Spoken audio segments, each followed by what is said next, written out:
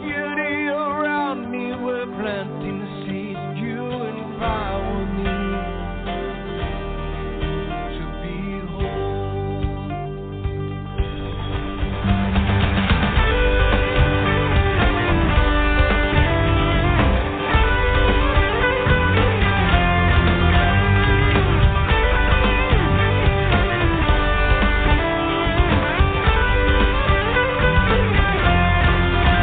Like the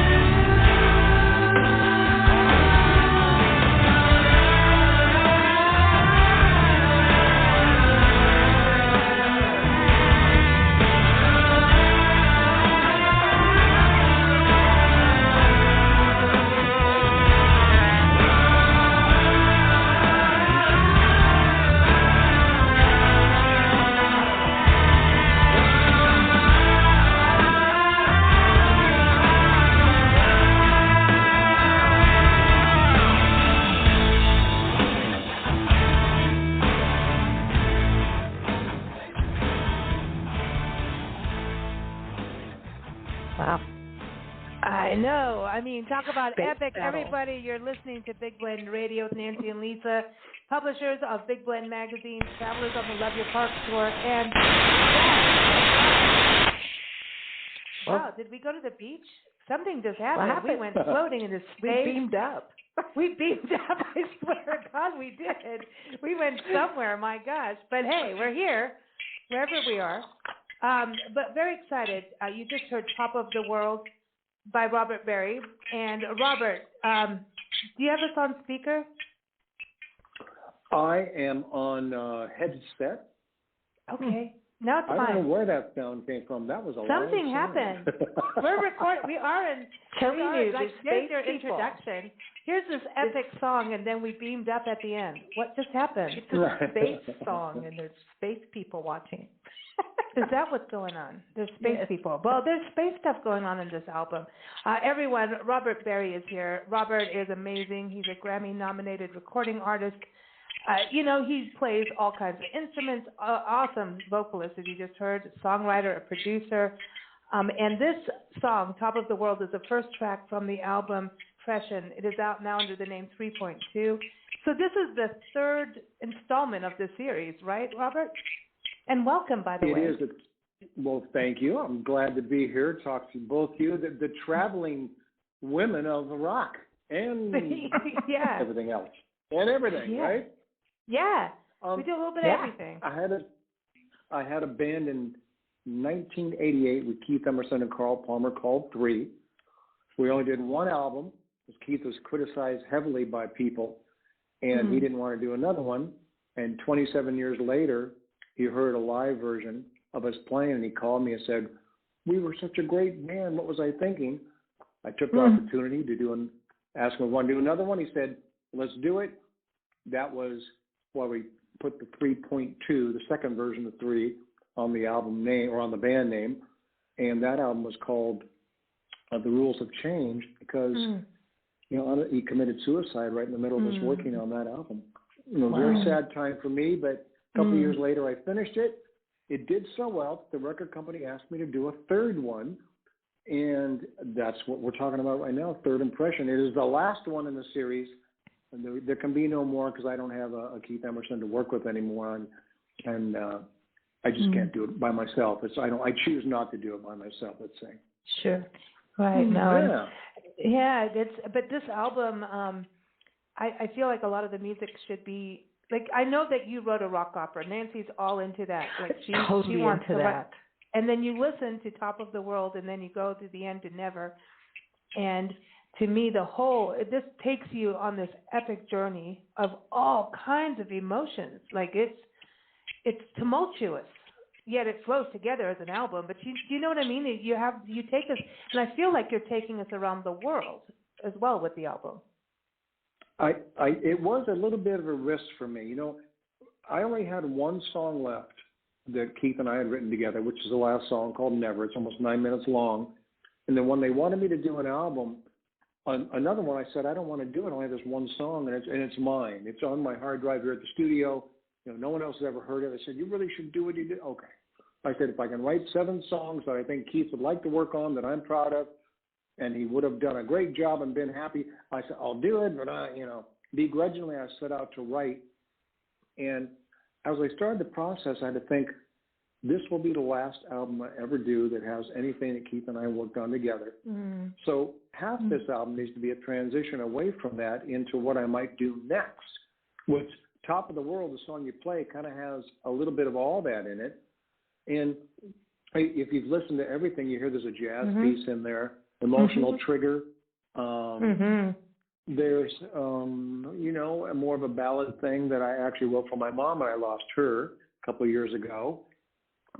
And it runs the gamut, and I just wanted to put what my life was in the last 2 years, that timestamp is what this album is. And people have said it does hold up together, although I could see people thinking, well, it doesn't quite fit together, some of the songs. But basically, I think it does, like you did. I think it does. Because It does, and I think the first thing I heard of it was watching the music video of Fond Farewell. Yeah. And so that was my entrance into it. And I should have started at the album, but, watching that and that whole space thing of going in the future and looking in the back, it was like that. It was like a interesting, it was interesting to look to the future and look backwards at the same time.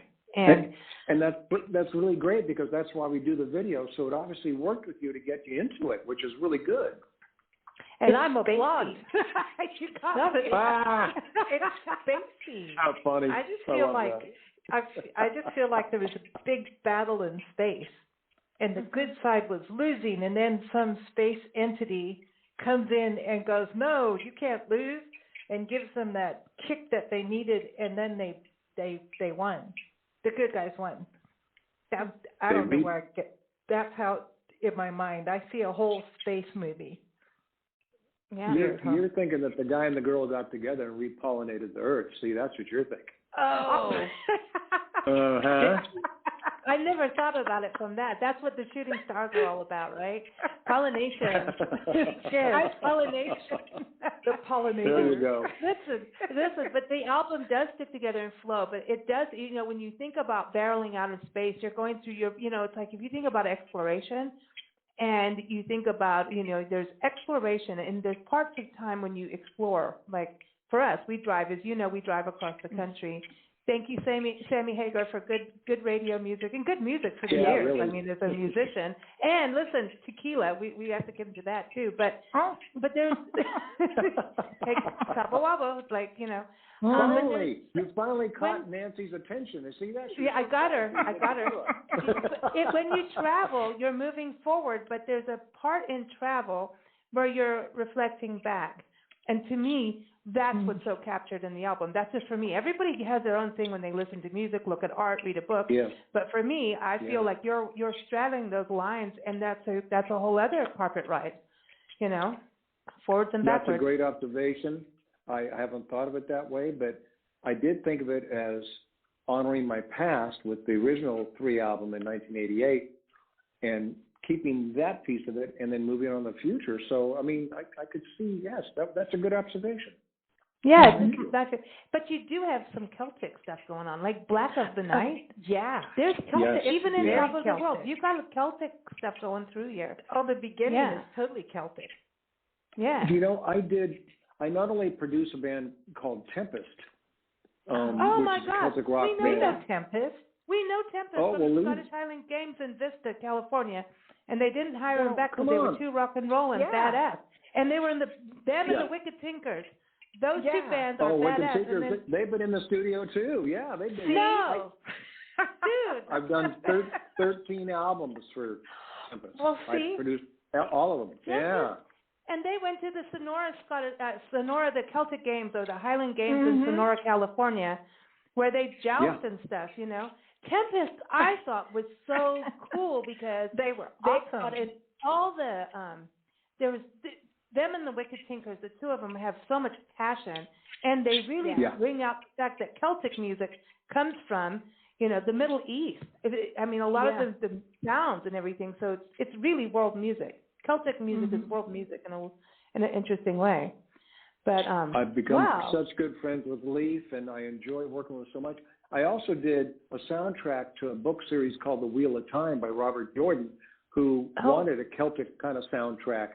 And I don't know if I've become an expert in Celtic music, but I really like it. And Keith-Emerson liked it too. So that's why I got some of this on the album, because, again, it's something that I love. I actually had Tempest in the studio twice last year to do a live broadcast when everything was shut down to help them pay their bills. They perform. They do albums, perform. That's how they make their money. So I had them in the studio. We shot a live video and like Facebook Live, and they got donations. They did really well with it. They sounded great. They had a couple of new players, and fantastic. It's all part of my happy world here at Soundtech. Wow, this is so cool. I think cool. Tempest was actually on our first radio show we did with the Scottish Games. Wicked Tinkers has been on a lot, Highland Way, a lot of, and it's like, I love their energy and that they brought rock into it, and I think that's in a huge, because you can. But I want to talk to you about your recording. So you'll go on somebody else's label, and you've done all kinds of labels. But you, as a producer, you started this at a very young age. You were like going through your history. It's been like when are you writing a memoir? That's actually, let's just start there. Then let's talk about producing, because you should. I started writing. I have 2 kids, and I started writing something for them, which I call my book, but it probably will never be a book. But what it turned out to be was all the positive influences in my life. None of this has happened just because I'm going to make it happen. It's all happened because people have believed in me, or I've proven that I'm capable of them, and they've used me, like Keith-Emerson, right? I mean, my God, he's the most famous, best keyboard player in the world. How'd that happen? You obviously saw something in me, and then I proved that I could keep up with him. And all the way back to when I was 12 years old and got in my first band, that's always been the case. I've worked really hard to please or stay with my influences, the people that have helped me and everything else, and do a good job. And all of a sudden this book, that I call a book, came together. I thought, I want to leave this to my kids, or maybe grandkids if I ever have them, that shows the inspiration that other people could bring to your life, as long as you keep working hard and don't just rest on your laurels, kind of, So there's your rock opera right there. There's your rock opera. Good things, though. I need some tragedy. I haven't, I turn all the negatives into positives. So even if I have negatives in my life, they don't come across as negative. I turn it into a learning experience, something positive. So I need tragedy. Let's not start it now. I'll think about the tragedy. Well, I think the country and the world has its own tragedy that we don't need it. We actually, if you think about it, it's like the world is a tragedy, and we're like taking the good nuggets and enjoying. You got music like yours, and I think tragedy is there. Tragedy is, well, life and death. Death is just the next cycle. It's tragedy for the people, here, but it's the next stage. I think I don't know. It's interesting when people move on. It's sad, but well, you're getting me onto one of my subjects, so I don't want to talk about too much. But I'm in Silicon Valley here, Campbell, California, San Jose. We are the 7th largest economy in the world in Silicon Valley, and we have more homeless people. It makes me sick.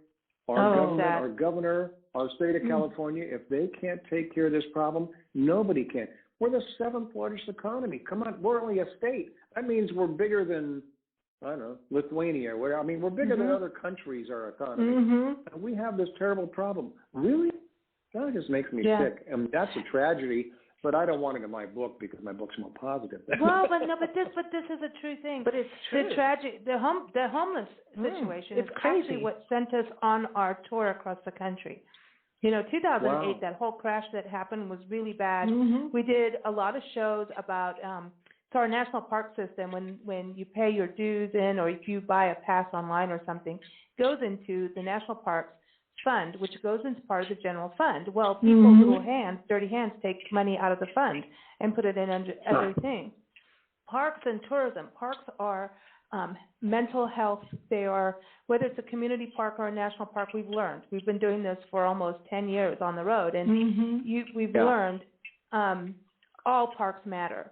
Every single one, every community park, urban park, and homeless people do invade those parks because they need a place to go. And part of the problem we have homelessness is not accepting and working with responsible tourism, which is parks. And we were putting all these pieces together, driving from Tucson to the Everglades and seeing places boarded up, so much homelessness where we were. Homeless people living in their cars in hotels, parking lots, sleeping in their car there, and then going in to pretend to get breakfast and get breakfast. We saw all kinds of things, and we went, no, this is not right. And we did interviews about homelessness, and at that point was 2012. Pat LaMarche was on our show. She's an expert on this. She said the average age of a homeless person at that point was 9 years old. So this is your trickle-down economics. If we don't help, right now we're going to go through the next wave. It's going to happen if we don't all work together. LA's in big trouble with it. So you brought up the word homeless, and Nancy and I will go off for years about it. No, and we'll try not okay. to. Can I just say this, that the biggest landlord in this country is federal government. Guess who has the most vacant buildings? The federal government. Guess who's paying for those vacant buildings? The taxpayer. So I say make them shelters. Make them shelters. Well, I think we only have one problem with that, and that's that. I don't know what the percentage is. Let's say 30% are mentally ill, 50% mentally ill. Like in California, Reagan got rid of the mental institutions. That was, I know there's a lot of crime and stuff in them, but we need mental institutions and housing. Yes. And here's the thing.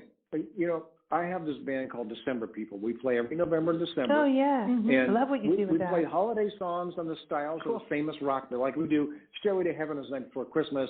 ZZ Top is whatever, you know. Anyway, we take the big songs and we mash the Christmas carols into them. We believe we play the small venues, 5,000, 2,500 seaters. We think that every city, not state, every city could take care of their own homeless people because it doesn't cost that much. When you start to work for the food banks and stuff like we do, $20 buys a ton of food. These homeless banks, these food banks know how to do it. The homeless shelters know how to do it. Let them do it on a bigger scale. But if each city kind of took care of their own, I think it could be done. It wouldn't be that expensive. The federal government can't get anything right. Obviously, our governor here can't get anything right when it comes to this, right? So we got to go smaller. We have to have Campbell take care of theirs. San Jose, Napa take care of theirs. L.A. take care of theirs. I honestly think it could be done if just somebody in each one of those cities cared enough. I know we care enough here in Silicon Valley. We raise more money and have more food, but it's not a centralized effort that says, okay, here's where we're going to house people, here's where we're going to feed people. It's sort of like, you know, the Kaiser insurance. Kaiser, when you get Kaiser insurance, you get everything. You get not only your doctor's visits, but the pharmacy's there, the eyeglasses are there, you know, everything. It's all there at Kaiser. That's what we need in each city.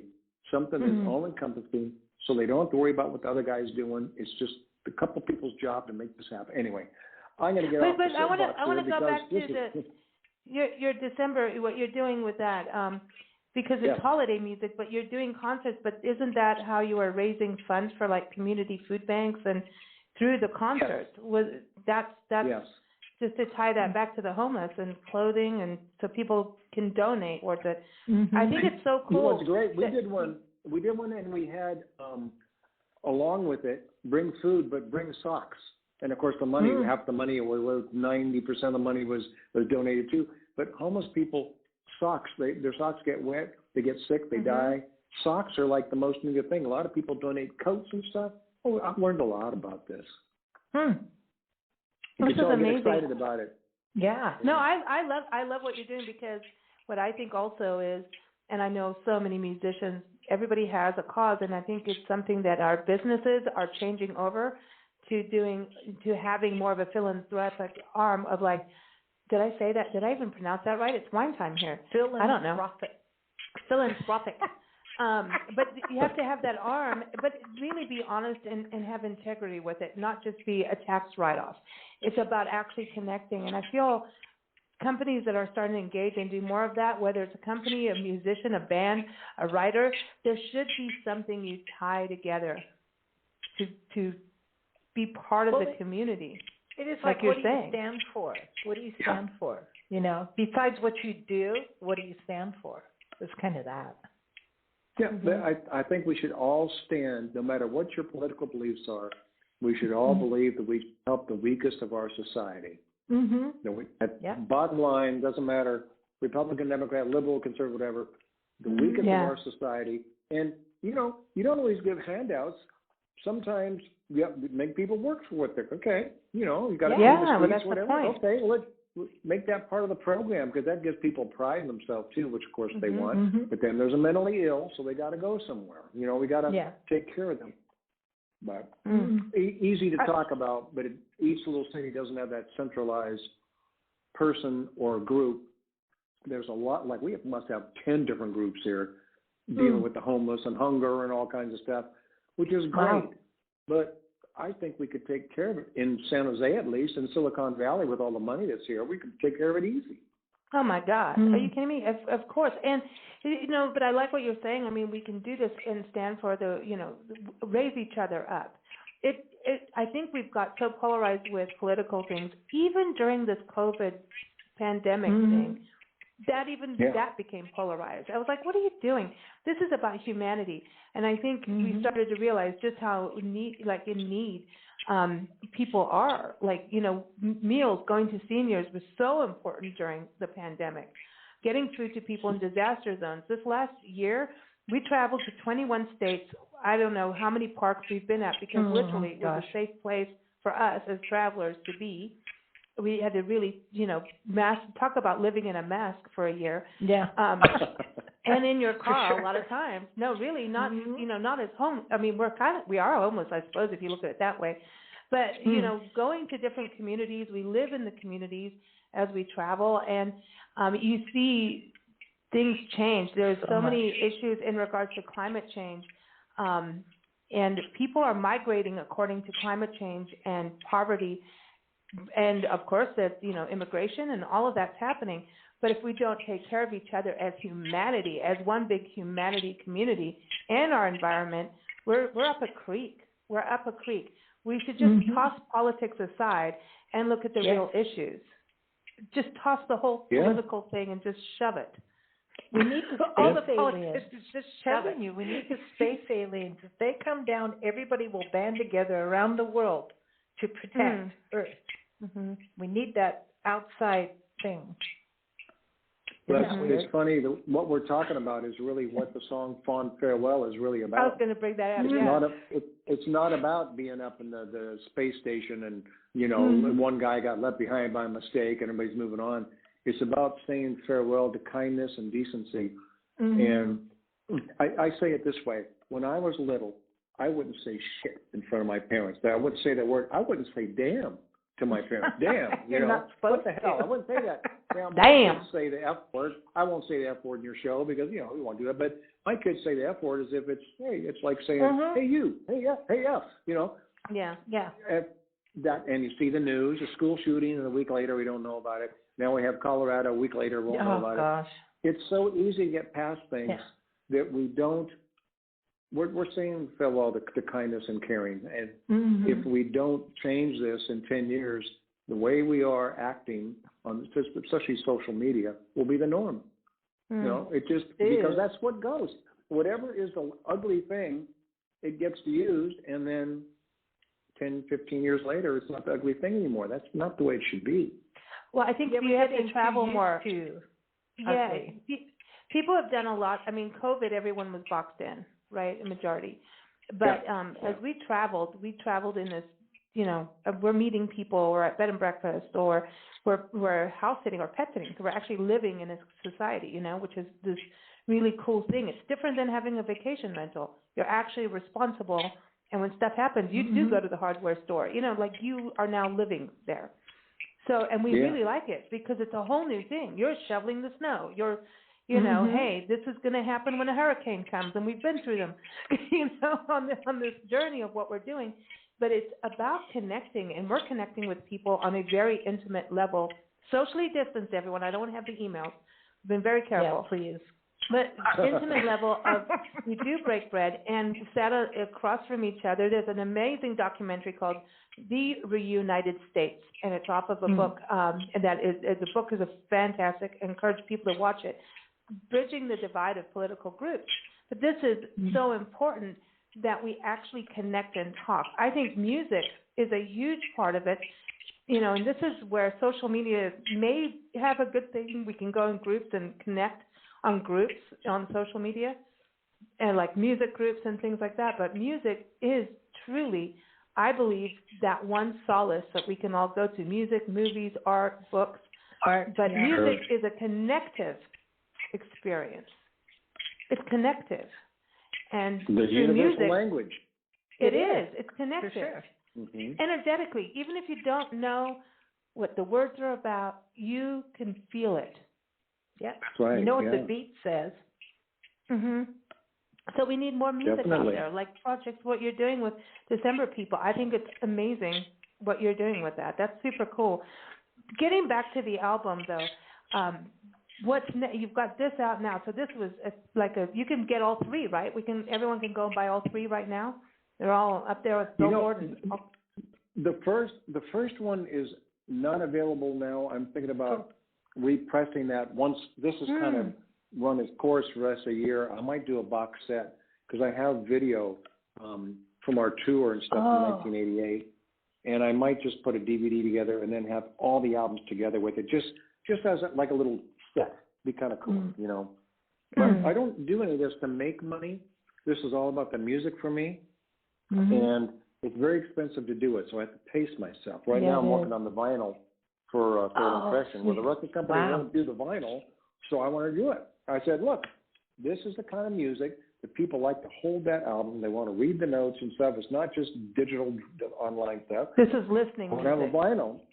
Yeah, they said, do the vinyl. If you want to do it, you do it yourself. I said, okay, I will. Right on. Wow. But that's who you are. That's what, just going in your history is so fascinating to me as a young kid going out there and deciding, well, I'm going to get I'm still going to do my studies and balance a band and learn recording. When one label, folded, you with your band, Hush, you decided, well, screw that, I'm going to go learn how to do it myself. I really admire that you the lemons,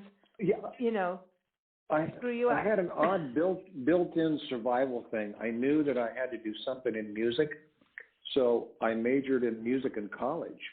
I was a vocal major. I had to sing opera and all kinds of stuff. But I never wanted to be a teacher. I'm a terrible teacher, though, because I like to just teach people what they want to know. I don't want to teach them the basics, And I think that's a good thing. I'm in the studio here, and I have a client I took a break from.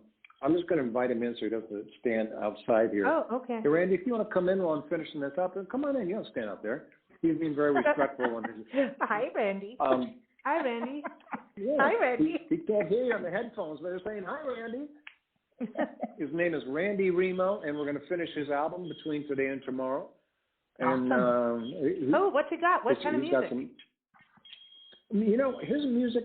Randy, what would you say your music is? I mean, it's all over the map a little bit in a pop kind of rock, right? It's contemporary adult rock, but it's rock. Contemporary adult. He's not an adult himself, but his music is. I like it. I have fun down here. I got to tell you, I get to work with people like Tempest, like Randy, all the time. That's amazing. They're super talented, and what's nice when they come in, they're bringing their child, their new baby, right? We're going to birth a baby, and when it's done, there's not a bigger reward. I mean, and then of course we do a good job. I put my heart and soul in everything, so he wants to go out and play it, and sell the music and get people to listen to it, and it's a great thing having a recording studio when you know how to use it. But you learn from as a kid. I mean, that's what's so cool. That you kept following it. 12 years old. Yeah. Where do you think you got that seed to do that? Don't you think he could come on our show when he's ready? Oh yeah, bring Randy on. Randy bring him on.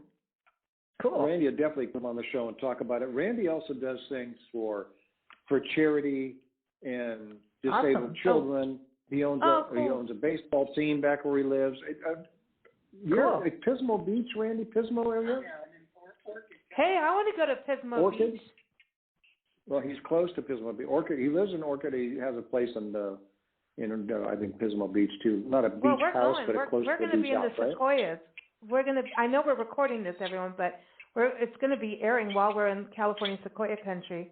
We're going to California, going home. Huh? We're both California girls, and we're going home for a little bit. We're going to be in the Sequoias, which isn't far from Pismo. It's a couple hours. Coming home for some sun, huh? I'm going to get a tan. Yeah, and big trees, sunshine, wine, and then we go to Madison, Wisconsin. Then we go back and go to Oregon. So I'm just saying, Randy, get it on, get that album out, get going. Maybe we'll hook up when we get out to California. But this is I love what you've done in life in that it is positive and moving forward.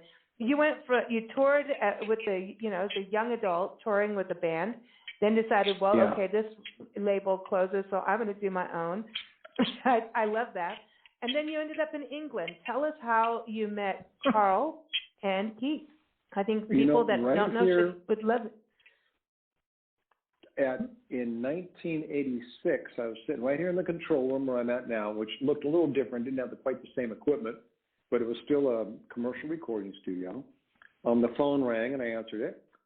And this guy in a high voice says, "Hello, this is Carl Palmer. Is Robert Berry there?" Well, I'm thinking it's a friend of mine. Hello.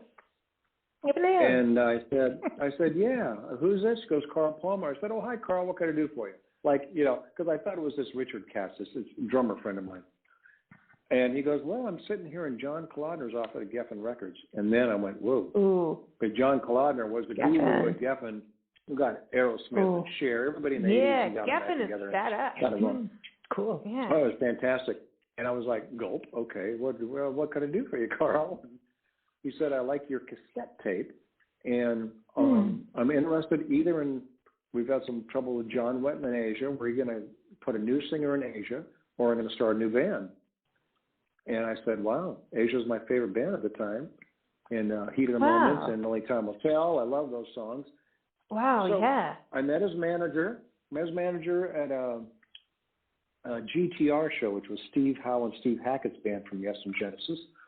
And they brought me over to England, and Carl and I tried to start a band. We couldn't find the right people. So I actually joined GTR when Steve Hackett left. I replaced him and worked with Steve Howe for a year over there. Wow. And it's something strange about me that if things don't make me feel comfortable, if I can't do my best work, I just don't. I mean, it doesn't stay within my inner circle. Put it that way. I'm not a quitter. I don't have an ego. It just, if people want to work with me as a team member, and I can do my best work, I'm really happy. Well, the singer in GTR didn't want me singing anything, and he made my life miserable. Plus, I was writing on music with Steve Howe. So Steve wasn't, sort of taking care of the situation, so I quit. That was my only big break I ever had. I quit. I said, you know what? I'm not going to live the rest of my life like this. I want to be happy. I have to turn this into a positive, and the way to turn it into positive is to leave. So the manager was very unhappy with me. And the next day he calls, he said, "Keith-Emerson called me, wants to have lunch with you. He heard your cassette tape." Carl had evidently played it for him because he found out I quit GTR, right? So from there, it just blossomed into a great friendship and a great musical partnership. And, it was just stroke of luck. Can you explain what a cassette tape is to people? I'm just kidding. Oh. Our audience knows music. Oh, no, but listen, we have a storage unit. We have a storage unit, a 9x5 storage. We got rid of everything. And by the way, everything we owned went to the homeless. So just so you know, we're all in the same boat here. But wow. It's all Nancy's slides of Africa and living in Africa. So like old school slides, not digital. And my cassette all the cassettes that we my vinyl in collection's Africa, gone. remember? But, very cool. I know. Yeah. My vinyl's gone because I gave it away. But the vinyl I have to say, excited. You must travel with a printing press because you have to have money. So you must print your own money. No, we have wonderful supporters but and it's clients. Not a bad idea. We could do that, except for people don't have money anymore. It's all plastic and digitized we would make now. it look better. I know. Now we have it's Bitcoin. plastic now. Bitcoin. Okay, so I want to play. I know you're going to have to get back in the studio, but before you go, I we're going to. I know. Now we're going to close with Never, but I do want to ask Bond. We'll close with Never, but Bond of Union, is that the one for your mom? Yeah, I lost my mom in 2019, and the funny part for me was I always wanted to be my dad. My dad had a big band with the horns and everything, jazz, Frank Sinatra kind of music. Oh, wow. And my mom was the singer in his band. So my mom was a singer, but my dad had a band. He liked cars. I like cars. My dad liked property. I like property. And my dad opened a music store when he stopped traveling with his band and had organs and pianos. Then he got Vox amplifiers when I was little, which is what the Beatles used.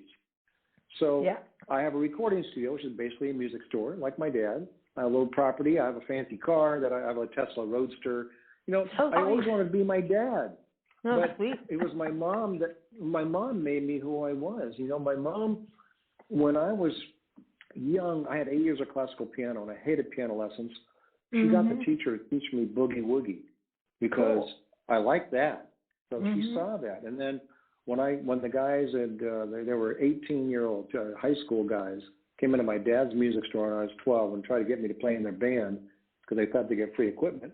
My mom saw that I had to sing a little bit, so she got me singing lessons with the guy at the college here that was the president of the department, which later year-wise, when I went to college, was fantastic. I knew him really well.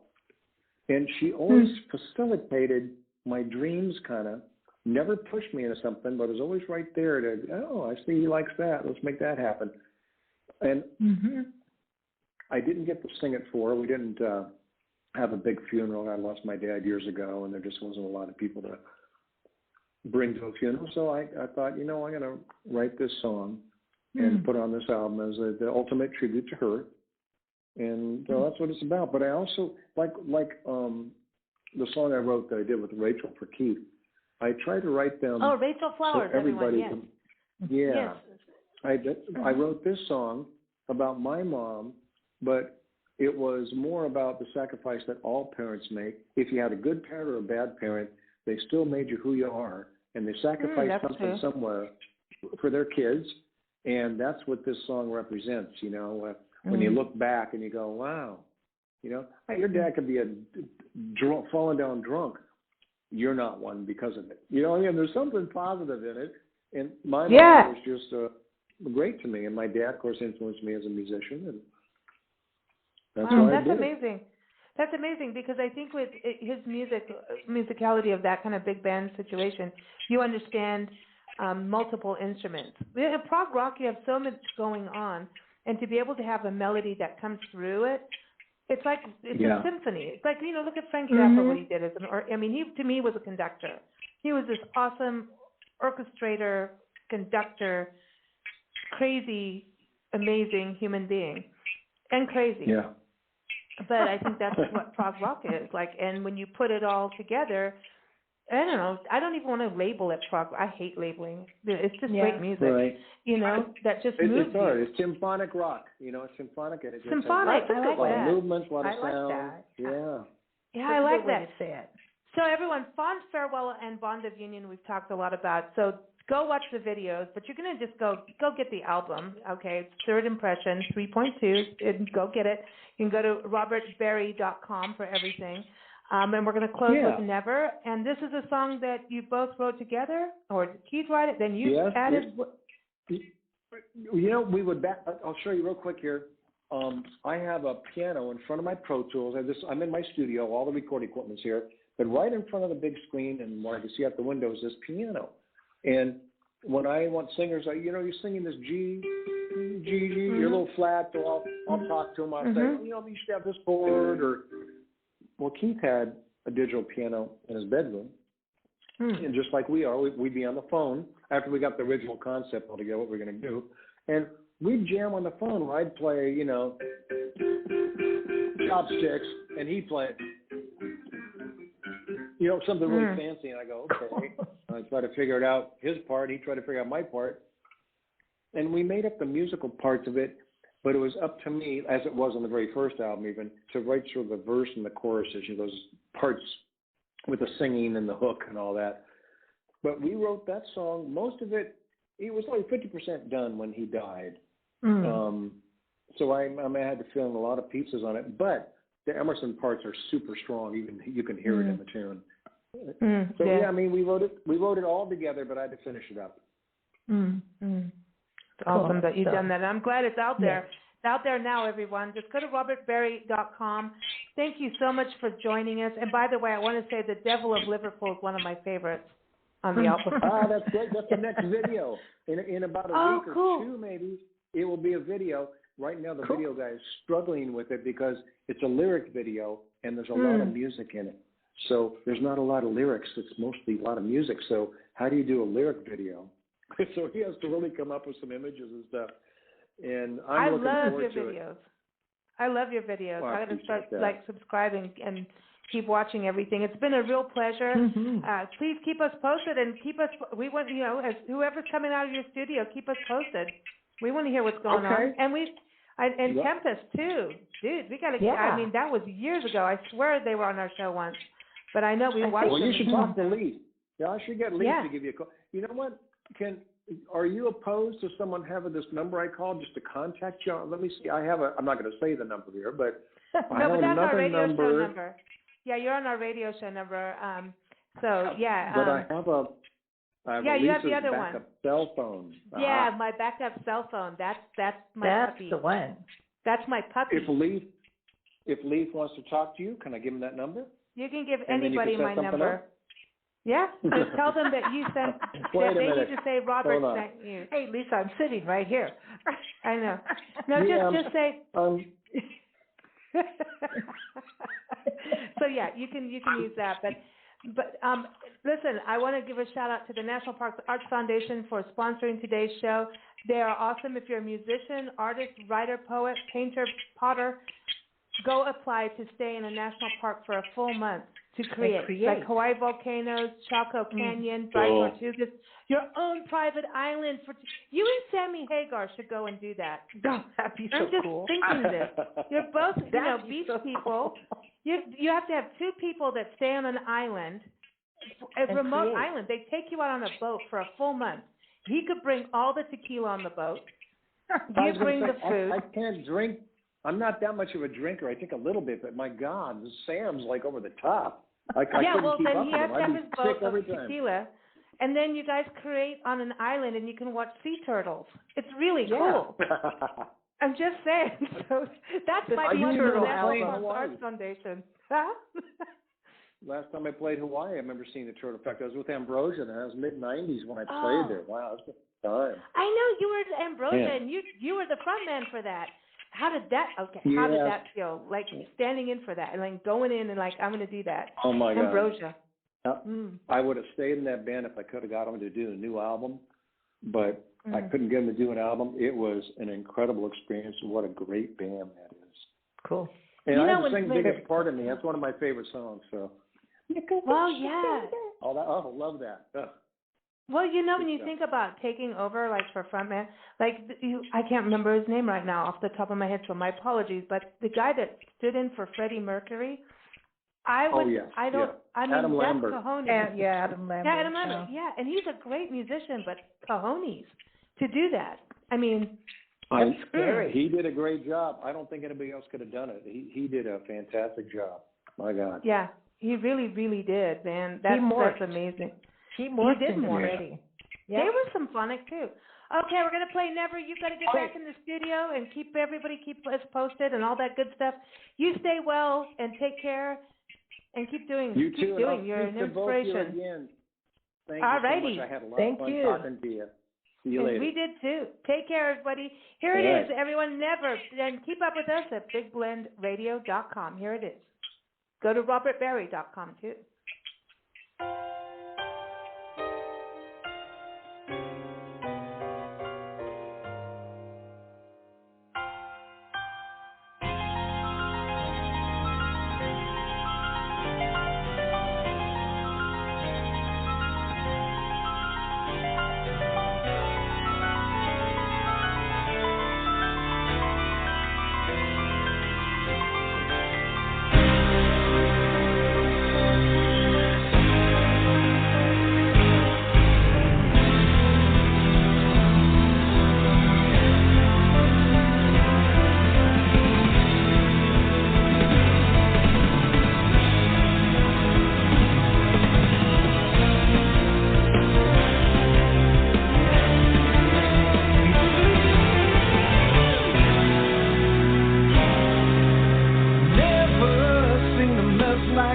Not a world so mean at the scene so stressed. You